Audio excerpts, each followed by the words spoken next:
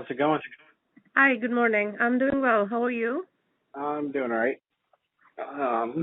Need to turn up my sound one sec.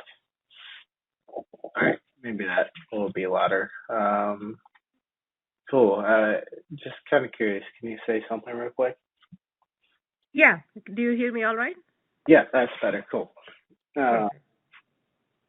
anyway, hi, I'm Kevin. I am a software engineer, uh, and even further, I'm a forward researcher. Um, this is an anonymous platform. Feel free to share as much as or as little as you want. But what I'm curious about are your goals of this interview. Sure. My name is. I recently gave an interview at Microsoft, and um, I've given Facebook interviews in the past as well. My biggest struggling point was graph.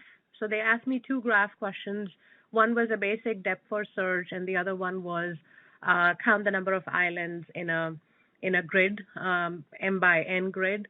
And I struggled with those. I did the second question, but I didn't do the first one. So this time, I've really focused on graph questions a lot. I've practiced them a lot. So I would love if you can ask me, some graph questions, and I'd like to test if I've prepared well for them. Yeah, could you give me a second? I'll look up a different one because you just told me the one I usually ask. Um, Okay. uh, let's I mean, I see. don't mind telling you, providing you an answer for the one that you typically like to ask, just so, because I've struggled with graph, I've struggled with grid questions in the past, and I've seen it's a very common pattern in the interview. So I thought, I need to prepare for these. I have a different one that's a little more difficult than my typical. I usually ask a number of island problems, but I definitely have a different one. Um, the problem is it's been a while, so I gotta make sure I remember it. Because I always asked it during Google interviews, and it's a really uh, I wanted to say fun one, but let's be honest, that one was not fun at all. Um,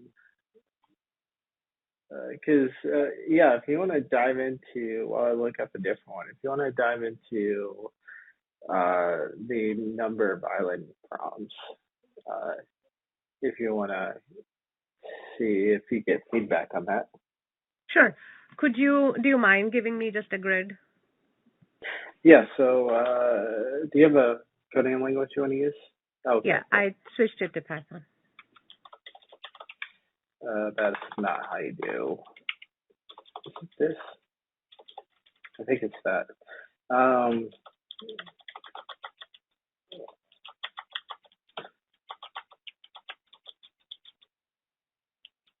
0.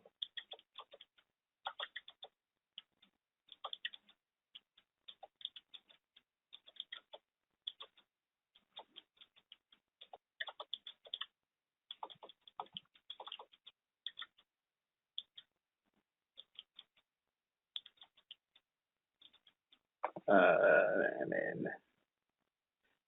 yeah,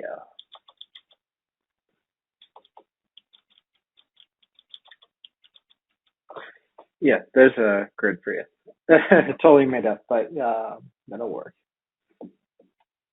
And by the way, I'll leave about 5 to 10 minutes at the end, maybe a little bit longer if you want to ask me any questions, and then also give you some feedback. Cool. Thank you. Um, so for grid type questions, first things, let me ask you, how many moves are allowed? Typically, up, down, left, and right moves are allowed, but I just want to make sure if that case is acceptable to you. Yeah, I usually go with up, down, left, right. Okay, cool. So what I'm going to do is, in this case, typical runtime, optimized runtime would be um, O of capital O of n times n, where n is the number of rows, m is the number of columns. So what I will do is define, or let me just give you a verbal algorithm first. What I really want to do here is loop over the number of rows and the number of columns, where the number of rows would simply be the length of the grid, and the columns would be just given by the length of grid 0. I'm calling this this grid as grid. And what I want to do is define a visited set where I want to keep a track if I've previously seen, this cell or not. If I've seen the cell, then I don't want to loop over it again. Otherwise, I'll get into the cycle. If not, then I want to also check whether the cell is in bounds. I never want to get out of bounds. And if all of those conditions are satisfied, and I'm assuming another thing I should have asked you, I'm assuming 1 is land and 0 is water. If that's the case, then I only want to count or increment my count if I have 1 and, ignore a cell if it has 0. Does that make sense so far, Kevin? Yep, that works. Perfect. All right, so I'll define a function called islands, count islands, and I'll pass it the grid that you just created for me. And I'm going to define, like I said, I'm going to define a visited set, which set gives me O of 1 insertion and lookup time, so that is why this is recommended.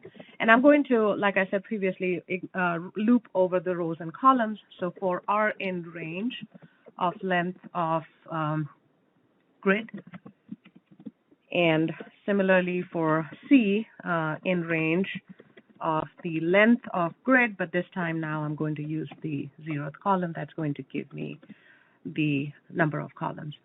And here, what I want to do is I want to call a depth first search in this case. So I'm going to basically, define another function. I'm going to call it explore, and pass it grid, the current the row and column that I have, and then the visited set that I just created. I'm going to leave it open. I'm going to complete this piece of code later, but I'm going to first define what this function does. And this function is a helper function that's going to help me look up, basically satisfy the conditions that I spoke to you previously, whether or not I've seen this cell before, or if the cell is in bounds, or if the cell is not water, then only I want to increment my count. So again, passing the grid, the row and column, and the visited set that I just defined.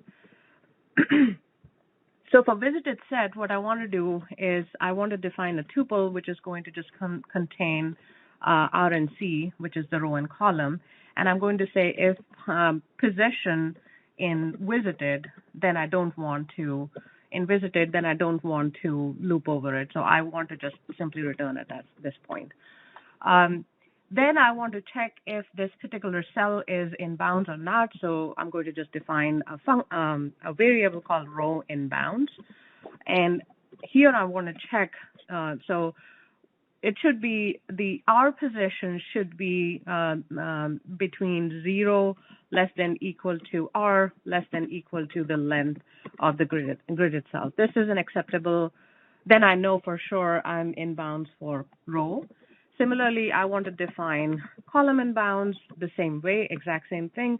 0 less than equal to C less than equal to the length, but this time I'm going to use the 0th position for the length. So this is going to help me define and stay within the grid that you provided, regardless of the size of the grid. And I'm now going to use the, I didn't define here. So if I pass this condition, that I've not seen the cell before, then I want to add the cell to my visited set, because I don't want to get into the cycle of going back and forth between the cells. Now I can call. Real quick. These two lines, is that proper Python? I don't really know That is, Python. I just checking. this is proper Python, correct? What does that We can. do? So it's checking. So this is like a three-way check. It's checking if R is greater than or equal to 0 and less than length of the grid, and it's going to assign it to row in bounds. And it's going to, so if I say if not row in bounds, if I say it this way, or not column in bounds, Oh, then it's going.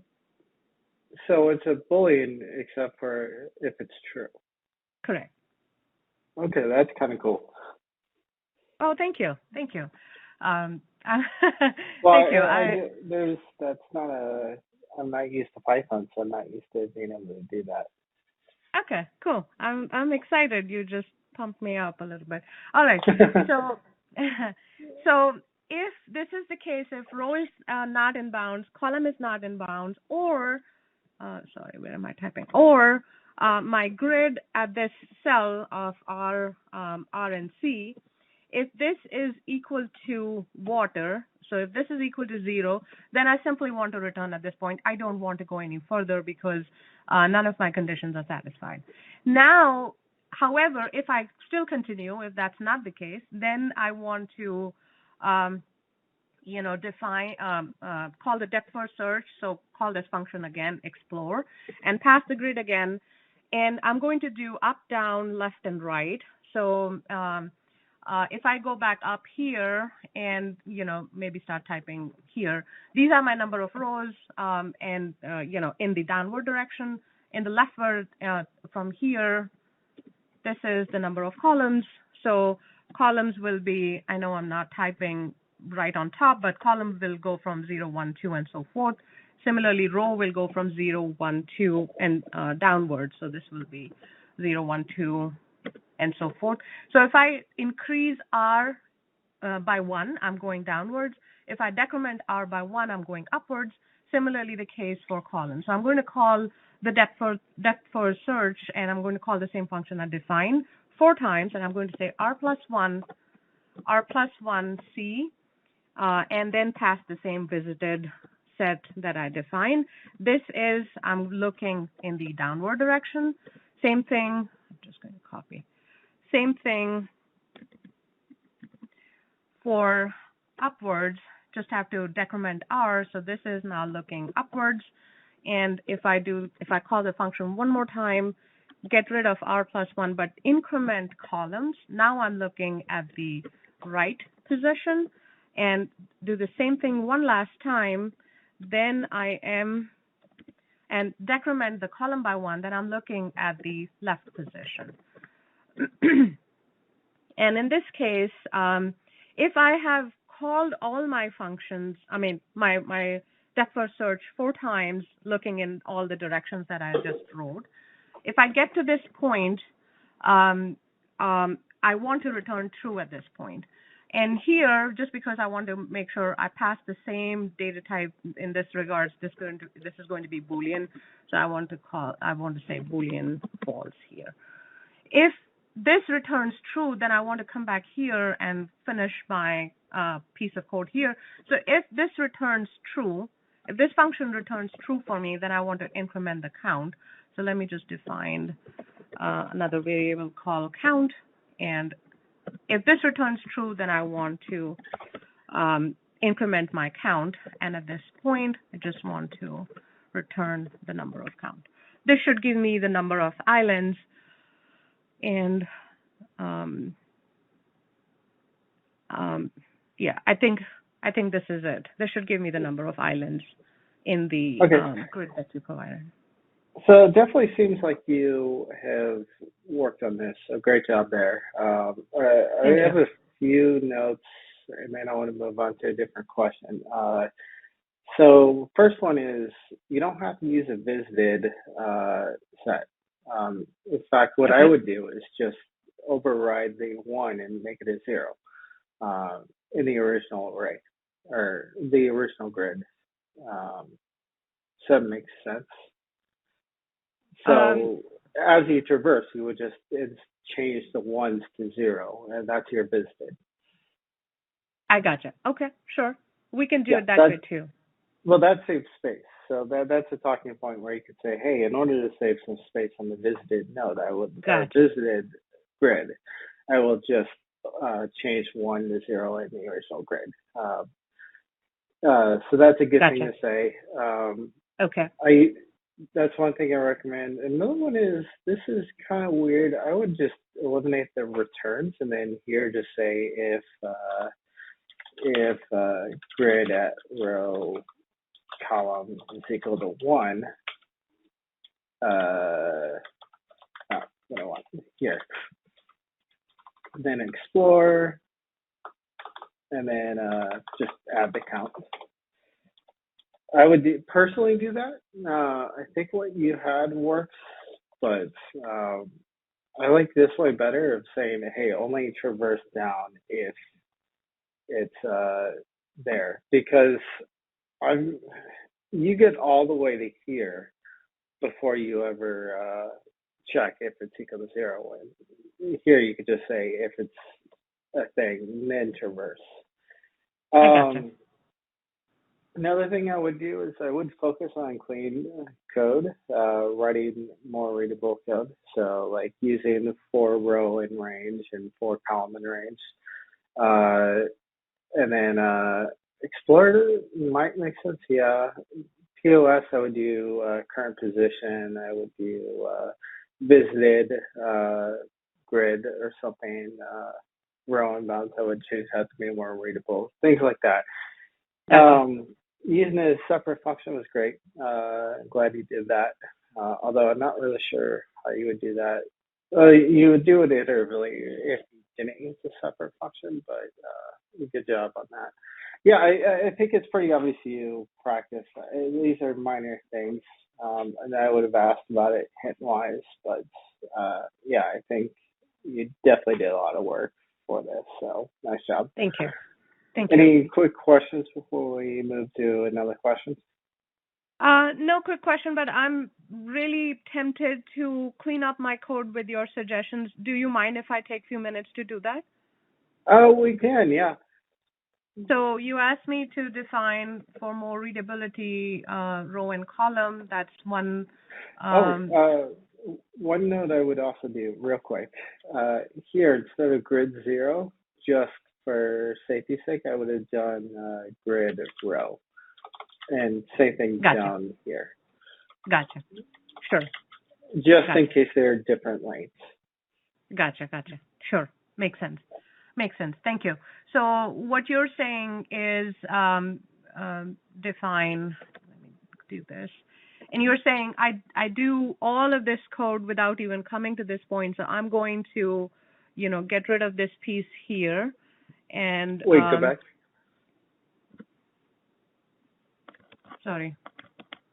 So you do want to see if it's visited, but the first time around, I would just say here.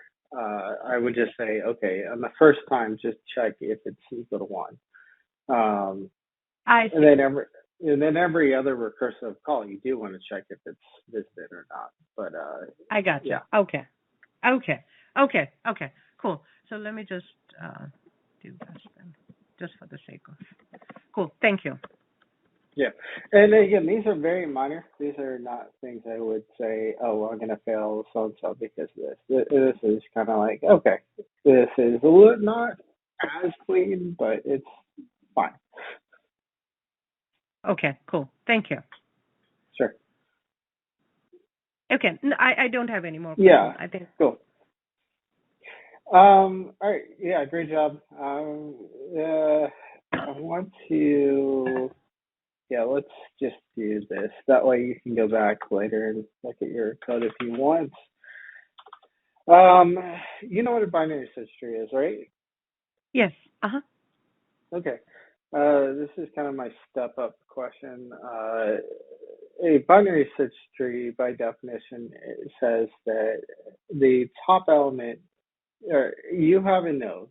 Its left child is less than or equal to the current node, and its right child is greater than or equal to the current node. That Right. makes sense, right? Yes. And then you just form the tree going down. So you'll have something. Let's see if I can figure something out. So 5, I spaced that. 1, 7, you got a love max in there. Unnecessary need to put periods.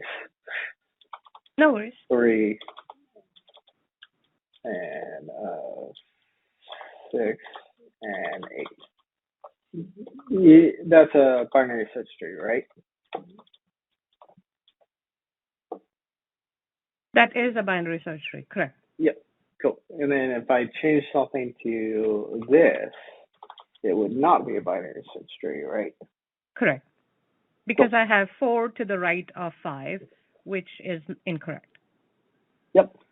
So what I want you to do is write a function that will validate whether or not a binary search tree is, well, a binary tree is a valid binary search tree. Okay, cool.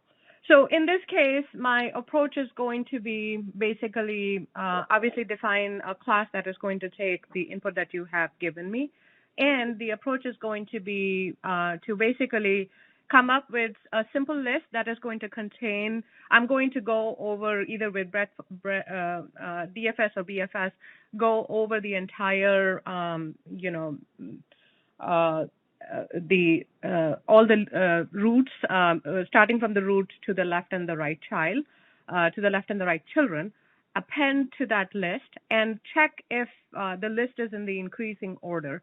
If it is a binary search tree, the list Sorry, that I should be... Real quick, could you say that again, please? Sure. So what I'm trying to do, what I want to do here is I basically do, let's say, an in-order traversal. So in-order traversal will be something like this, where when I go over the tree, then I want to look at the left child first, the root or the node next, and then the right. So that's what I want to do for in-order traversal. And in this case, order. And in this case, what this will help me do is if I read the tree in this order and append the values to let's say another list, of course I'm using space there, but if I append the values to a list, then I should be rendered a list which is in strictly increasing order. If that's not the case, then it's not a binary search tree. If it is the case, then it is a binary search tree. Does that make sense, Kevin? I think so, yeah. Okay, cool. So I'm going to first define a class that's going to help me get the input that you defined for me. So I'm going to create an init function here that's going to take the values, the individual values of the node or the left and the right children, and I'm going to define left as none and right as none, and self.val, just going to assign the values to them. So self.val equals val, same thing to left and same thing to right. So now I want to define my function is binary search is the tree that, and I'm going to take the node here or the root here at this point. And first things first, I want to check, or maybe I will check if the node is none, then I want to return, but I want to check that in a helper function. So let me define a helper function to begin with, where I'm passing it a new empty list for it to check. So I'm going to define a variable called result and another helper function that's going to do the in-order traversal for me. And so pass the root itself and an empty list that I talked to you about, which is going to append every single value into it.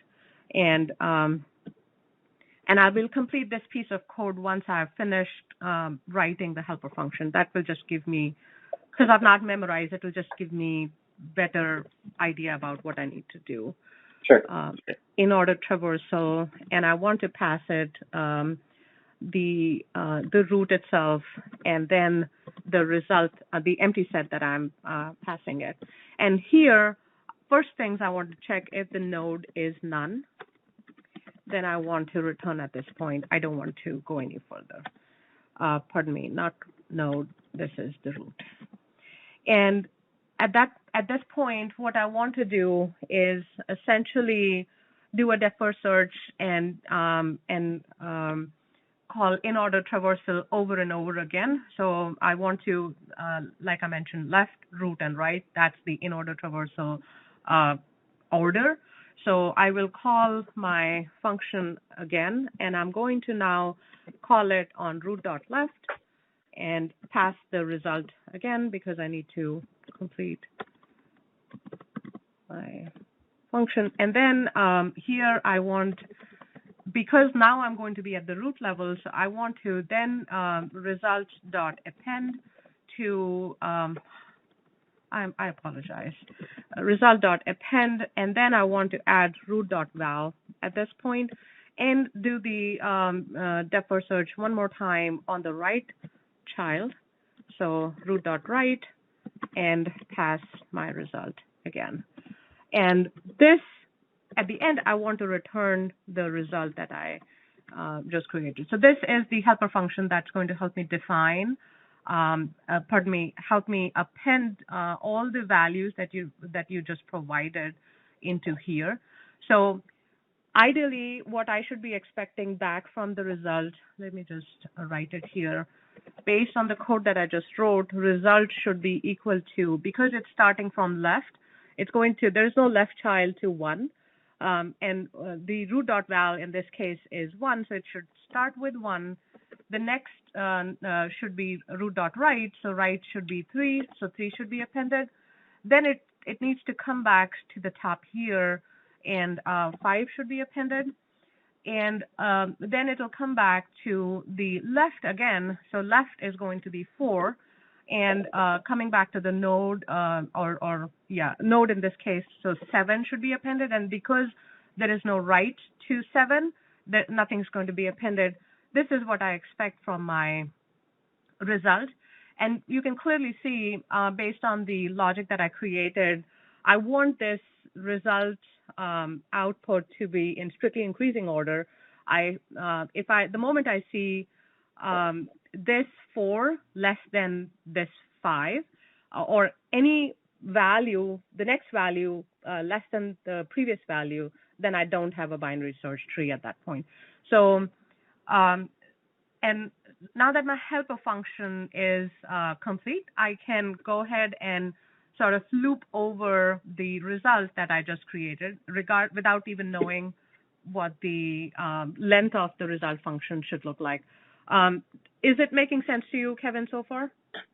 Yeah, so you're generating a list of in-order values, and then I assume you're going to check the order itself afterwards? Yes. Yes. Okay. So I get that.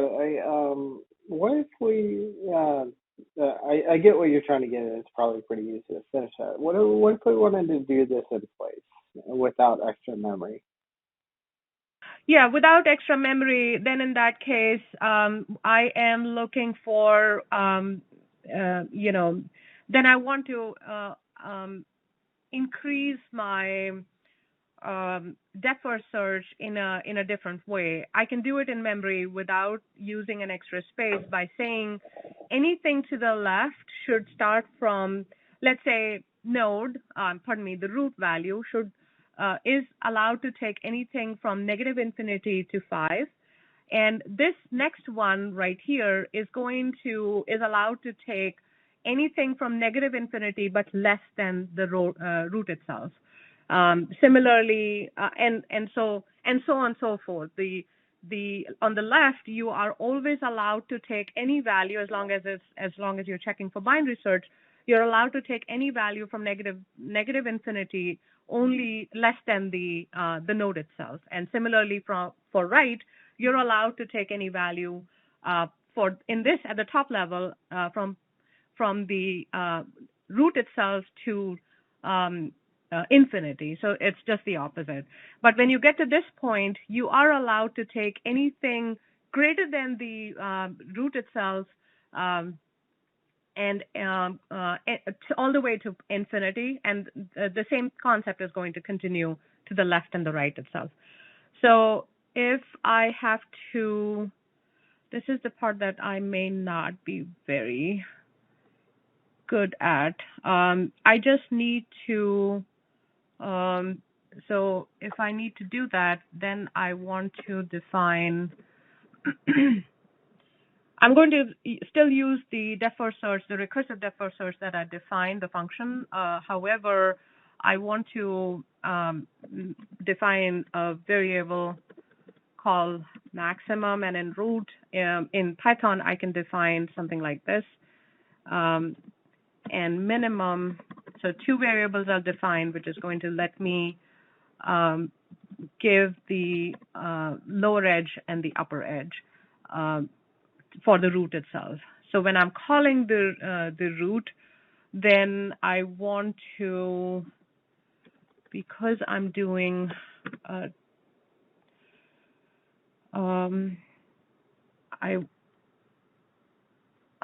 I want to call the function left, so this should be minimum, and then root dot right. I may not be very clear on this one, and this will be maximum, and root dot right, and then root dot left. Something like this. But I didn't call this function here. So in order traversal,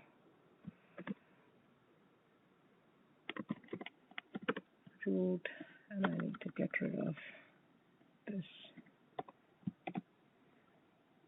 And if this returns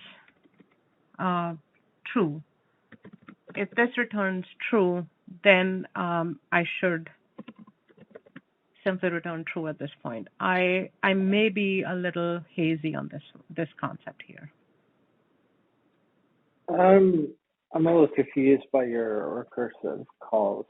Maybe can you add the rest of your function calls here, your parameters? Because you're calling it with 3 parameters in here.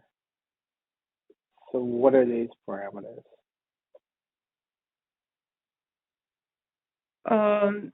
Basically, what I'm trying to do here is I'm trying to think if I can come up with.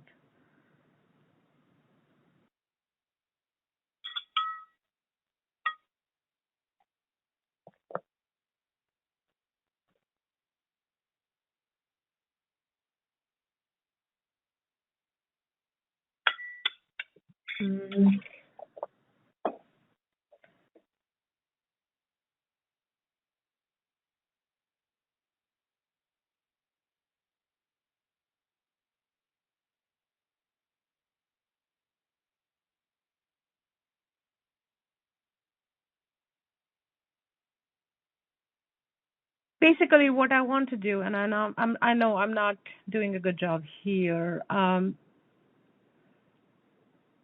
I only want to check, starting from the top. I want to check from negative infinity all the way.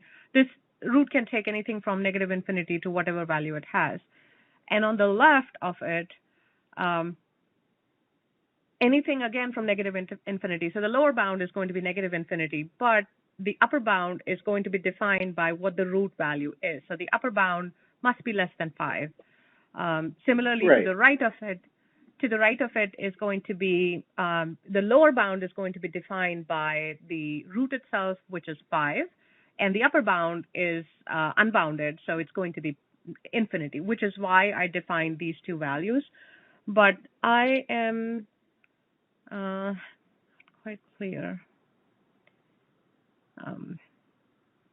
on how to implement. So what when you're calling here, what are you calling? What are the parameters you're trying to do?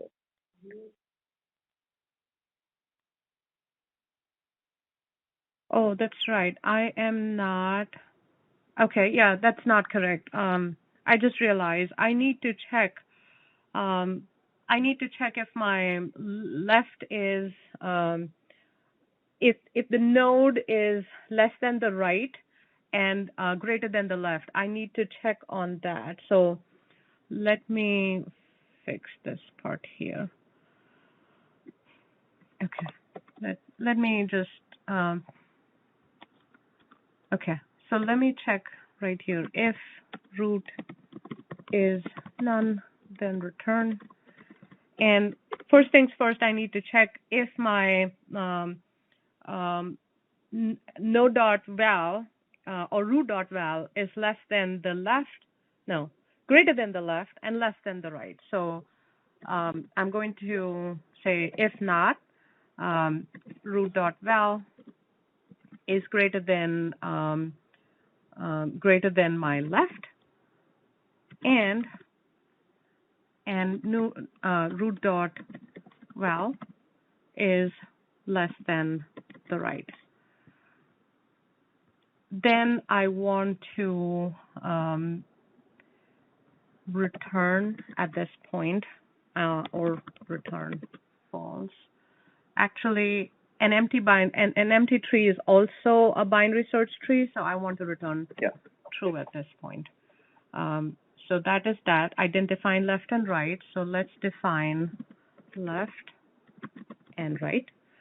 And then I want to basically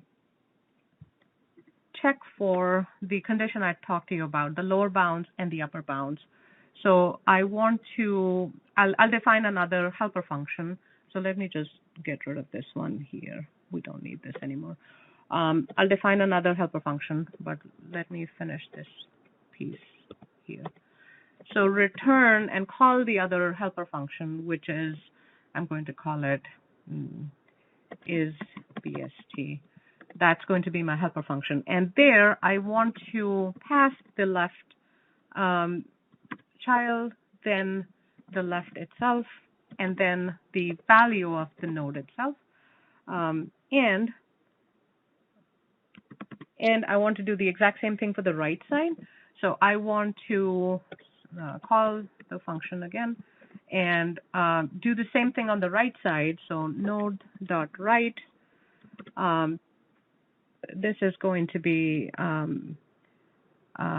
node.val in the middle, and then just the right itself. And this should return either true or false. If both are true, then it'll return true.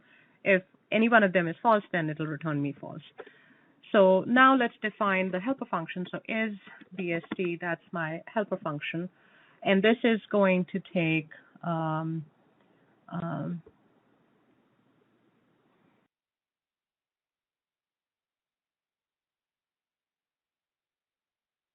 no, I'm doing a DFS on this one right here. So that is what I want to do.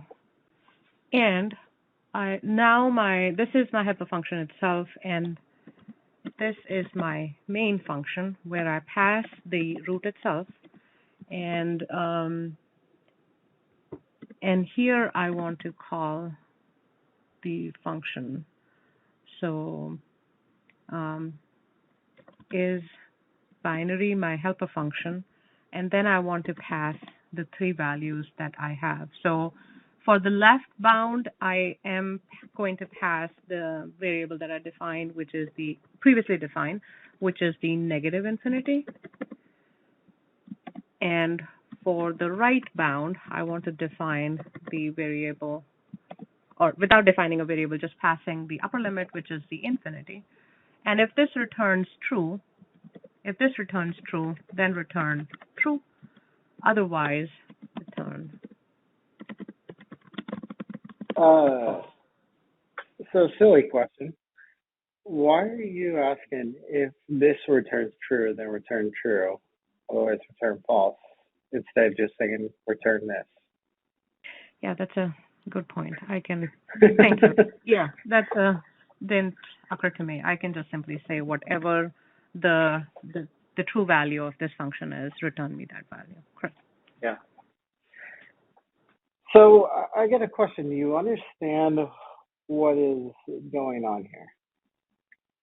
I do. Okay, just wanted to make sure. Yeah. I do want to move on to one other question. I think you are getting pretty good with trees and graphs, so I want to do one graph question real quick to Sure. see what your thought process is, because this is a lot of data structures and algorithms, so I want to evaluate your Sure. more problem solving. Sure. There's a chat in here somewhere. Oh, there it is. Here's the question I have that I get asked. It's a really tough graph question. I recommend taking a look at that on your own. Um, it's not the question I'm going to ask, but that's a good one to check. Okay. So this is going to be an Amazon focused question. Okay. But Amazon has warehouses all over the world, and the idea is that the local warehouses can deliver to you quickly if it has inventory of what you ordered. Alternatively, is if you ordered something and everything was in a centralized warehouse, then they'd have to ship it to you via air or drive it across the country. So they solved that by having local warehouses. And then from there, a delivery truck will pick up your stuff and drive it to you from the warehouse. So I'm going to indicate where these are by XY coordinates. And I'm also going to give you a list of houses, probably either local to the state or the country or something. But 1, 2, -7, 11, 3, -8, -2, and 0, 2, right? Right. And the goal of a delivery driver is to pick up a select number of packages and then say, all right, I'm going to take these packages to the houses. So the goal of this question is to write a function that the driver will pass in how many houses they can deliver to. And Yep. the goal will be to tell the driver which local house is based on distance to drive to. So the shortest distance away from the house. So for houses to deliver to, let's say 2. So in this case, it would tell them 1, 1 and 0, 2. Yep. Make sense? Yep. It does. It does. Cool. All right. So basically, in this case, what I want to do is to calculate Euclidean distance. So you've given me the x. Just assume you have that, the distance. So you have define distance 0.1, 0.2, and then I think this is the thing. Yeah.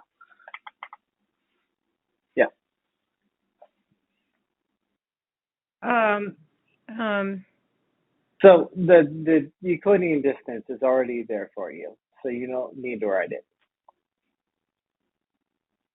How is this an Euclidean distance with what you provided me? Because this is the x and y position of the warehouse, and I have the individual x and y position of the houses. I need to calculate, with respect to the warehouse, individual houses, how far away they are, and I need to sort them. Once I know the distance, I need to sort them in the decreasing decreasing Right. order. So assuming this is the function that will tell it how to sort. Right. So once I've calculated the Euclidean distance, which is essentially the difference between, or let me just write just the algorithm here itself. So distance not writing I'm just writing a pseudocode. So square root of um, x1 minus x2, and then the square of this piece here, where x1 is the house itself, the x value of the house itself, x2 is the x value of the warehouse, plus the same thing for the y value. So, and the same applies, y1 and y2, same applies to the, and need to close the bracket. So this is going to give me the distance, the Euclidean distance between the warehouse and individual houses. I can use a heap function I can use the heap library in Python to sort this in the increasing order and or decreasing order and pick the shortest length from there. And I can tell the driver, these are the top houses, the 1, 1 and the 0, 2. These are the closest houses to you with regards to the warehouse, and you can use these two. Right. Yeah, that makes sense.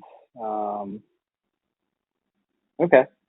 I mean, yeah, that makes sense. You wanna, what else would you do?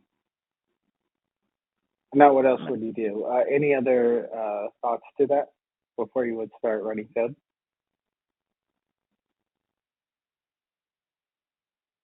Any other thoughts?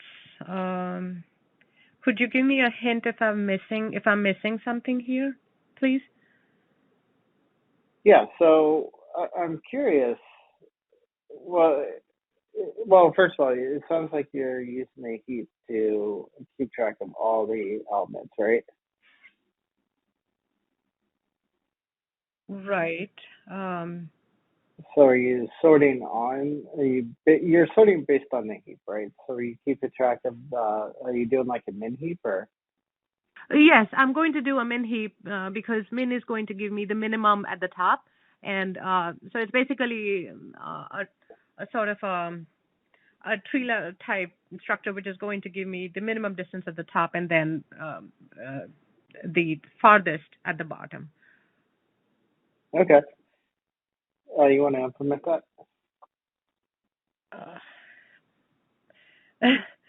I maybe I did this problem a long time ago, so I may be a little hazy on this one here.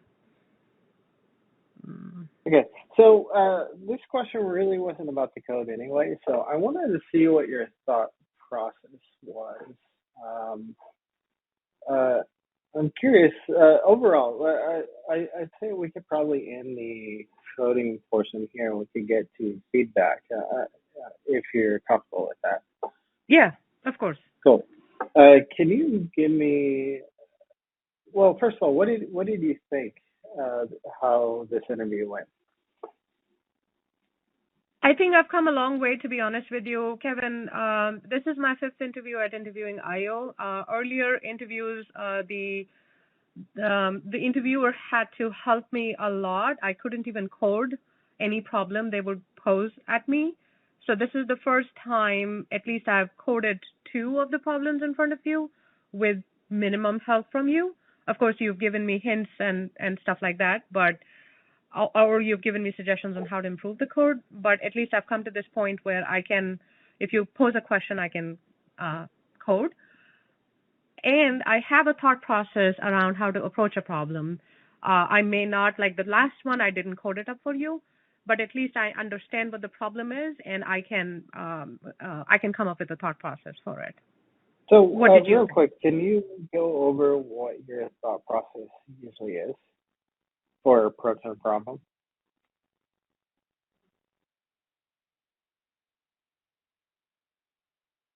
For approaching the problem, I shouldn't just jump straight into coding. I should come up with an algorithm to, or at least speak out loud, basically what my approach should be, what is it that I am trying to solve for, and how am I going to solve for. If there are edge cases that I need to be worried about or concerned and need to code for, that should be my approach and thought process. So in the first problem here, I talked to you about, what should I be watching out for? Cells that I visited before, cells should be inbound and not water or whatnot. And then in the second problem, I talked to you about what a binary search tree is, um, what should be the upper and the lower bounds on the left and the right side, and eventually, if I keep going deeper into the tree, what should I be looking for? And I missed this part while I was talking. Then I realized, I need to check for left and the right portion of with regards to the node itself. Um, Similarly, the last one, but that is my thought process around any problem. Oh, speaking of that one, before I forget, line 68, I think, no, actually, no, that's right. Never mind. Actually, no, that's not. So by definition, it should be less than or equal to and greater than equal to, right? So I would add equals here. So Oh, the that's right. value is not greater than equal to the left and less than or equal to the right. Okay, so the reason I asked that, I'm curious. I was curious what your approach to doing a question was. Well, first of all, if you came from the point where you were having a really hard time writing actual code and needed a lot of hints, first of all, great job. You've come a long way. I'm not really an easy interviewer. I guess it was a little easier in this, but this is really good on how far you come. So great job in all your prep and all that. Thank you. I think algorithmically, especially with graphs, you've done a lot of work with that, and I don't think you have a lot of issues writing algorithms, data structures. What I was curious about was the approach and how you tackled it. And here you just kind of went straight into, hey, we're going to do the Euclidean distance. You might have been along the lines of what I was looking for. I'm going to give you a brief intro, what I typically look for as bar racer and all that. So I start with asking, do I really know what the question is asking? Mm-hmm. So this is where you ask clarifying questions to see if you really understand what I'm asking. Additionally, do I understand and the output, expected output? Okay. So this is just providing examples to say, hey, in this case, would I expect this? Or in this case, would I expect this? And so on, right? Okay. And then I move on to edge cases. So when in this situation, how would you expect it to fail? Or in this situation, like my last one, what happens if the number of houses is less than the ones I can deliver to, or my capability of delivering to? Or what if it's no? What if there are no houses? What's your expectation there? Would you throw an exception? Would you have them deliver half empty, or would you have them wait? And so on. Gotcha. Gotcha. Edge cases are always important, and then you make sure to write those edge cases. The next one is what algorithms, data structures would I use? So this is where you kind of compare and contrast each solution and say, hey, this is the solution I would use here. Here's the big O notation and space complexity. Here's another one. Here's the benefit. This is a step up. And then what are your thoughts so far on these solutions? And I think you were doing that part pretty well. Yeah. And then I would also think about how am I going to test this? So at the end, you have to think about unit testing and integration tests and things like that, and coming up with different scenarios on how you would test your algorithm. Gotcha. This approach is, Amazon has 3 different interviews. Logical maintainable, which is, can you write clean code, and maintainable code. Data structures and algorithms, so that's pretty obvious what that is. And then problem solving is, how do you approach a question on how to solve it. How do you say, here's the initial question, here is my approach, and then or here's how I'm going to approach it. I'm going to ask you what it's asking. I'm going to ask any vague, clarify any vague assumptions. I'm going to do talk about edge cases. I'm going to tell you exactly how I'm going to solve it and why, and so Gotcha. on. Yeah, that approach is that's the biggest interview usually. That's the I don't expect you to write out the algorithm. I expect you to use built-in libraries, but I expect you to strategically approach it with a structured approach to your Gotcha. interview style. And that's what I was hoping to hear with the last one. We were running out of time, and I'm assuming based on the experience of the first two, you probably would have been pretty good with that.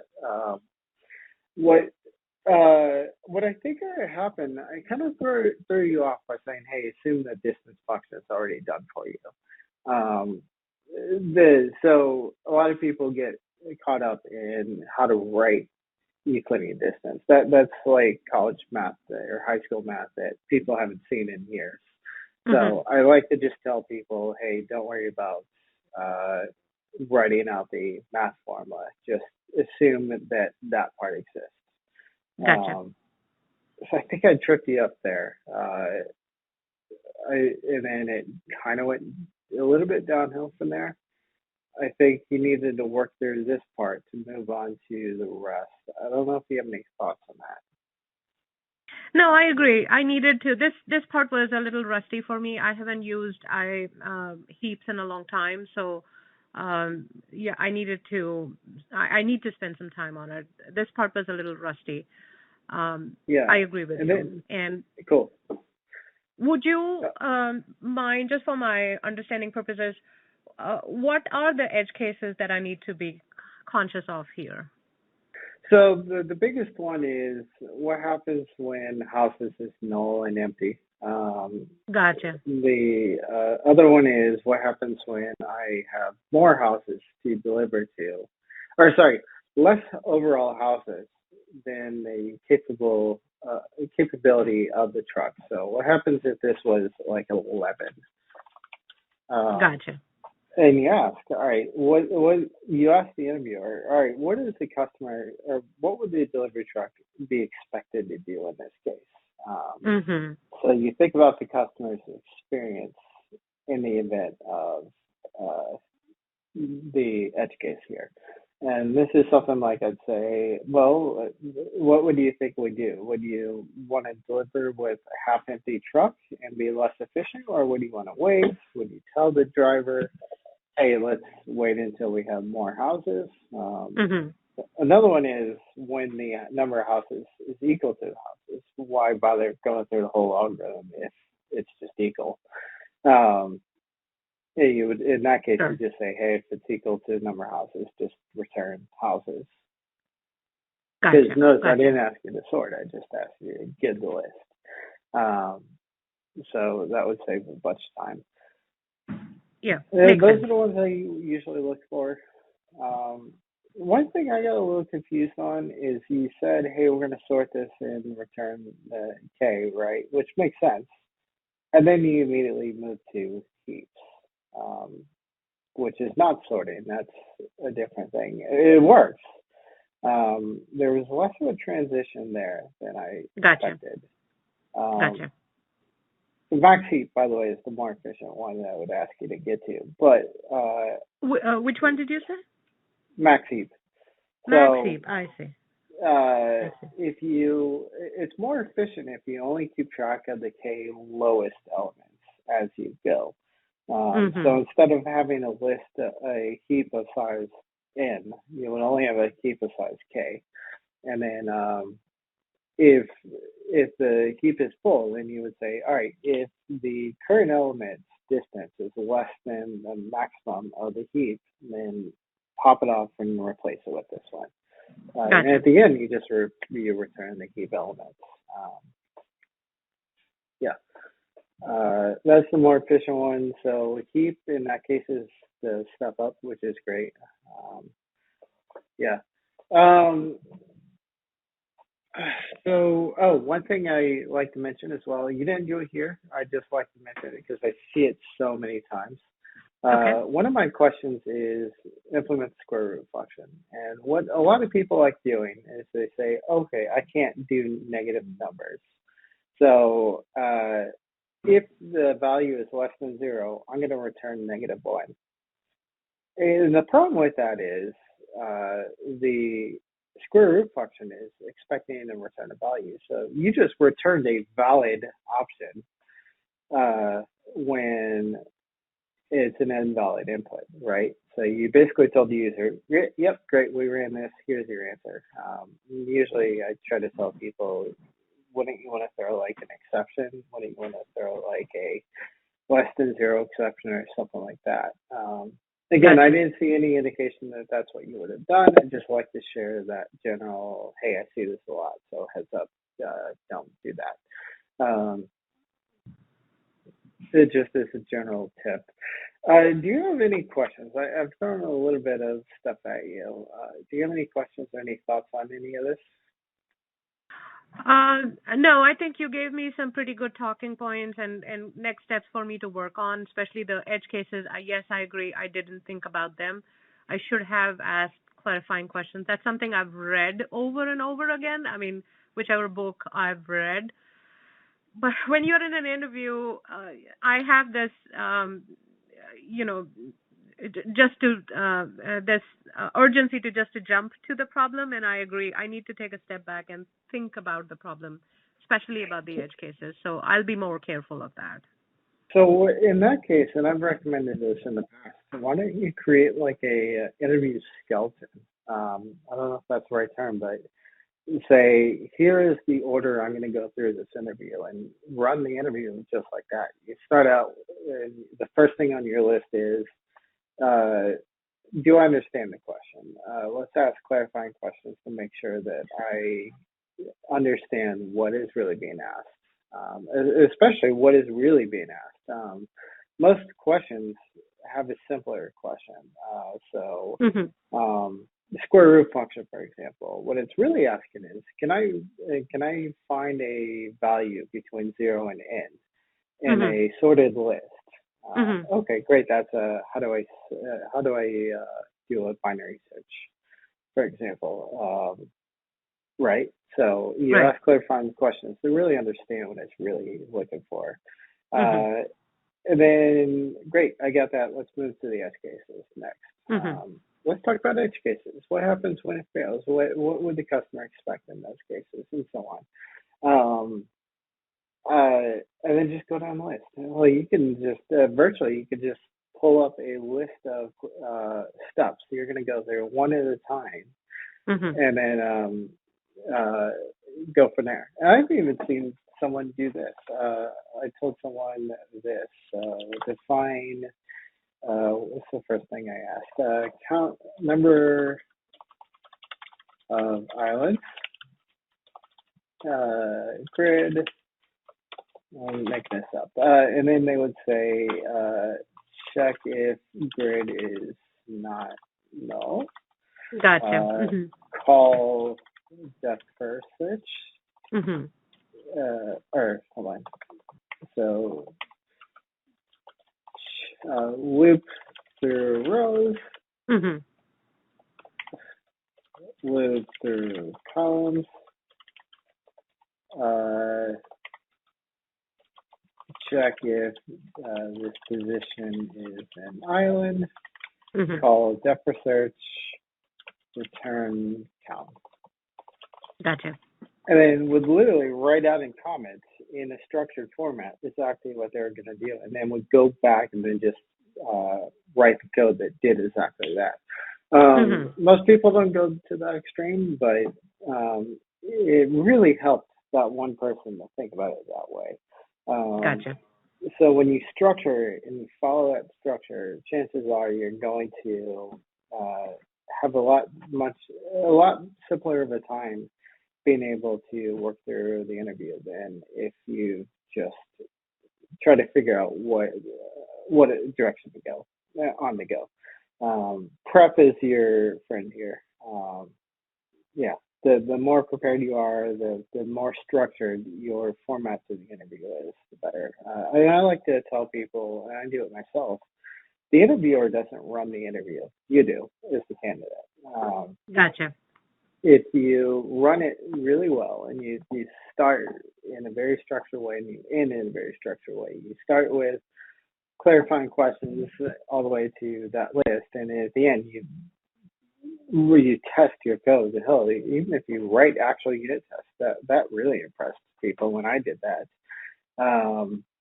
And you say, all right, great, I've done this interview. Do you have any questions on this? And along the way, obviously, hey, about to do this, but before I do you have any questions on the thing I've already said? You're leading the interview, and that makes the interviewer's job so easy. When that happens, they just sit back and watch and have fun. Gotcha. Yeah, so I don't know if that'll help with the jumping right in or jumping into the structure. This general advice. Any questions on that? No, thank you for this. This is really very helpful. I think you're right. I need to do exactly what you just wrote from line 95 through 106. That's what needs to happen there, and of course, think about the edge cases. Yeah. Yeah. I think in terms of the graph stuff, I think you did really well. I wish I had a little more time to ask my non-graph question, but everything I've seen so far, I think you did great. So if you could do with the other questions and the other data structures and algorithms that you did today with graphs, then I think you're going to do great on your interviews. Cool. Do you mind, Kevin, if I schedule another interview with you? Sure. I don't know how that works. I think we are sure. allowed to. I think we're allowed to schedule 2 interviews, but no more than that. So I'm allowed to schedule one more with you. Okay. Yeah. Sure. I mean, I'll have to find questions because usually this is one of my questions. And I assume you're probably not going to go home and completely ignore it and say, I'm not going to practice this. No, absolutely not. I would be very disappointed if you didn't No, go I'm not. home and figure it out. I just feel I did that question a long time ago, and I just need to go and dust it up. That's all I need to do. But yeah, so yeah, feel free to practice at home. I'll come up with a couple additional questions that I can work through. I have one. It's kind of a warm up. It's more the logical and maintainable side of things. So it's technically an easy question. Okay. But the reason why it's easy is because I want you to be able to go through and actually think think about your approach, but also your readability and maintainability and things like that. So there's a lot of, this is Amazon, why would anyone ask this question? It's too easy. But the reason we ask it is because we want you to write very clean, maintainable code and think about how it's going to be maintained in the future. So that's one of them. So that would be an easy one. I'm not going to tell you that now if you're going to interview with me again, and then I'll have to come up with a different one. Yeah. Okay. Yeah. No. By all means, if you want to schedule it, I don't know how that works, but I think if there's an option to schedule a duplicate one with me, then yeah, by all means. Okay. Cool.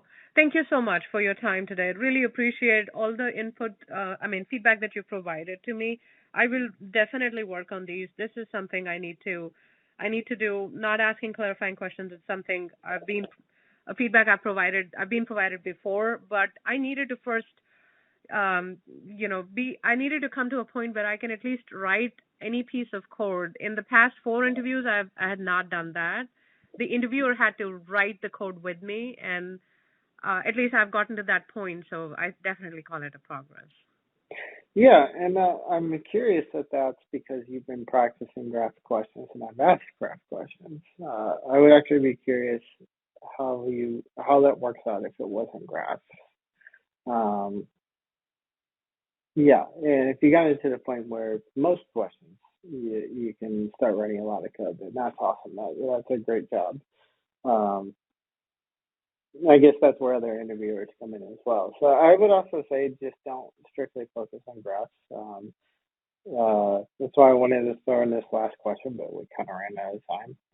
Sure, sure. Yeah, so make sure that what you did today with graphs, you can also do with everything else.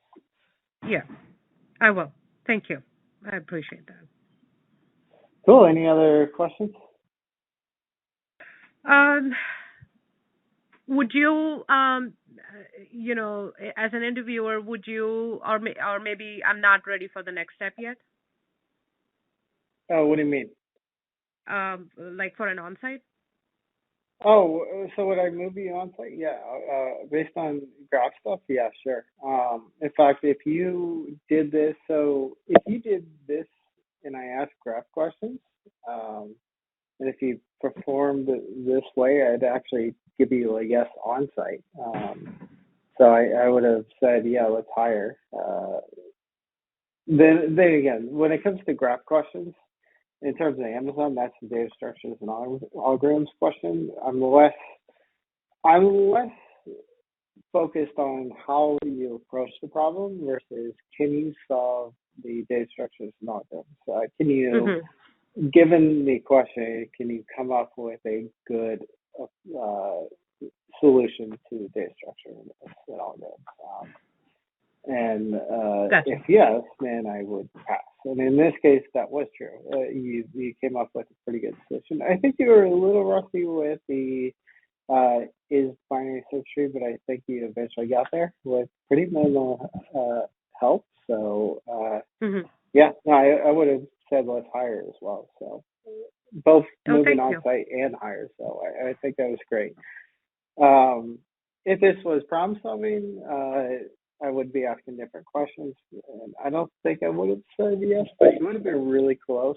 Um, I think if you clean up your structure on how you approach interviews, I think I'd have a really hard time saying no. I think solving the way you did is great, and good cleanness is pretty good. So as long as you can approach it properly, then yeah, I think you're pretty well set. Thank you. Thank you, Kevin. I'm just, pardon me. It's just great to hear what you just told me. So thank you. No, I think your prep is working. I think what you're doing in terms of data structures or in terms of graphs, what works there, I would say keep doing it. Yeah, it's a great job. Yeah, if you do schedule something with me, I guess we'll tackle the non-graphs and see how you do. But yeah, any other questions? No, no other questions. Thank you so much. Cool, awesome. It was a pleasure talking with you then. Likewise, thank you for all the feedback you've provided, Kevin. Really appreciate it. Yeah, no problem. Have a great day. You too. Thank you. All right, bye.